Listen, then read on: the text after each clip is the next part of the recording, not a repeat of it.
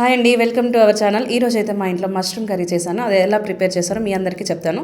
ముందుగా మష్రూమ్ తీసుకొని నీట్గా కడిగి పెట్టుకోవాలి. తర్వాత వాటిని చిన్న చిన్న ముక్కలుగా కట్ చేసుకొని పెట్టుకోవాలి. తర్వాత ఒక చిన్న బాణి పెట్టుకొని దాంట్లో కొద్దిగా ఆయిల్ వేసి అటు ఇటు డీప్ ఫ్రై చేసి పెట్టుకోవాలి. తర్వాత మనం ఇంకో కడాయి పెట్టుకొని దాంట్లో కొద్దిగా ఆయిల్ వేసి తర్వాత ఆనియన్స్, మిర్చి అండ్ కరివేపాకు వేసుకొని కొద్దిగా వేయించుకోవాలి. అది వేయించుకున్న తర్వాత దాంట్లో కొద్దిగా అల్లం వెల్లుల్లి పేస్ట్, ఫ్రెష్ది అయితే ఇంకా చాలా బాగుంటుంది టేస్ట్. అల్లం వెల్లుల్లి పేస్ట్, అలాగే దాంట్లో మనం కొద్దిగా మసాలాలు, లవంగా, ఇలాచి, అది తినే వాళ్ళకి అయితే వేసుకోండి, లేదంటే లేదు. టేస్ట్ అయితే చాలా బాగుంటుందని చెప్తున్నాను. ఆఫ్టర్ దట్ దాంట్లో కొద్దిగా పసుపు వేసుకొని కొద్దిగా అటు ఇటు వేయించుకోవాలి.